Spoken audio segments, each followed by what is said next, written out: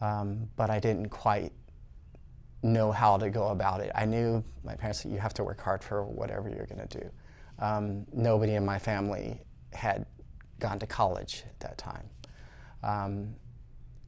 But I always knew this, like, God, I was like, you know, the successful people, you know, they went to school, you know, like, what am I going to do? I'm going to go to school. Well, what am I going to go to school for? I didn't quite know at that time. So I said, well, let me try to help people. I like helping people. And, you know, maybe be like a firefighter. I was like, oh, let me go be a firefighter, right?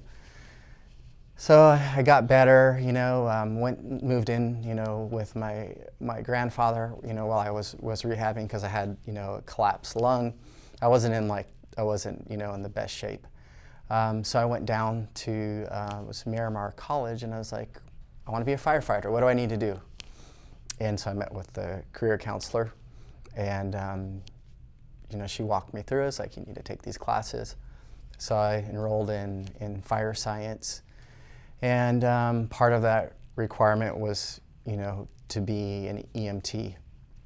So I went through all my EMT certifications. I, you know, got in shape to be able to do it, because if you're a firefighter, you have to be able to, you know, pull people from cars and burning buildings and stuff. So I got myself into shape and, you know, started pushing that direction. I was, you know, pushing through my courses, which was also like, wow, I have to go to school now again? Like, I have to learn something?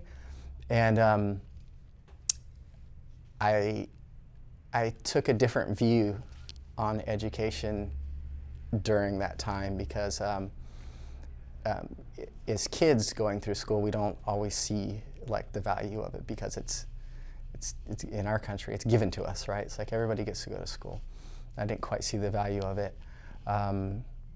and I took it for granted. Let's say it wasn't that I didn't have the lackability to learn, because during my middle years of school, I was actually good at it. But school wasn't cool. I mean, you didn't like, if you were smart in class, you're like one of the dorks or nerds or whatever. So it was kind of like frowned upon. So if you're good at something, you didn't always, you know, expose yourself.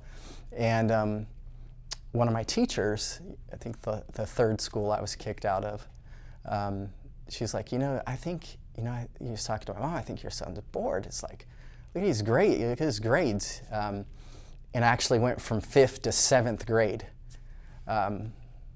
because I was good at it. But then the distractions of life, the neighborhood that I grew up in, all these experiences I had started to like impact my view on it. So for me, going to school was just getting through it, right? You know, get your C's and, you know, do your sports and stuff, because I always did sports, and just go through the motions. But when here I am in front of this career counselor, it's like, I want to be a firefighter. It's like, okay, you have to show what you can do. It's like, okay, I'm paying for this with what little money I had. And I was like, well, I'm going to do the best at it that I can. So that kind of was like, you know, 18 years old, I'm going through this big turning point, I'm maturing, and I'm like, okay, I've got a path. And I'm going down that path. And I encountered another stumbling block, another setback. I went and tested at 3 departments in California, and during that time, they were having this big push for, you know, affirmative action, right? So I didn't fit what they were looking for. I would test in the top 3% of each department, but because the quotas that they needed to hire, you know, for diversity, I didn't make the cut.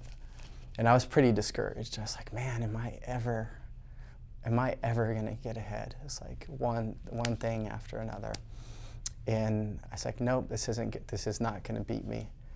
So I said, what can I do to like make myself more qualified to get a job? I was like, I'm gonna be a firefighter.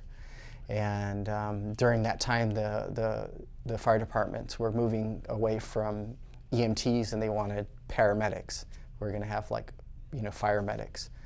And I said, I'm going to get ahead of it. So I'm going to become a paramedic, and I'm also going to be the best firefighter that I can be. I'm going to get in the books, and I'm going to nail this thing. So during that time, there was one paramedicine school in San Diego. I think it was Southwest College out in Chula Vista.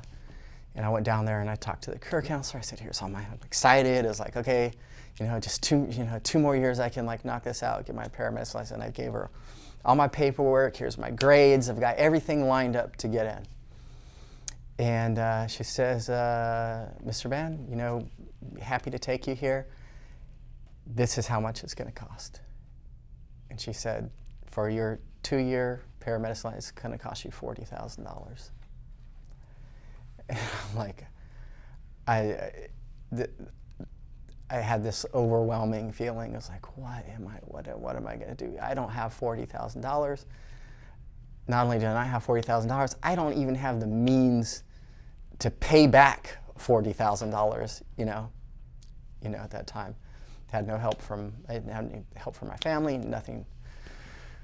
So I kind of left there, another setback, and I got back to Jason's house, or my best friend, where I was living, and I turned on the TV, and this Army commercial comes up.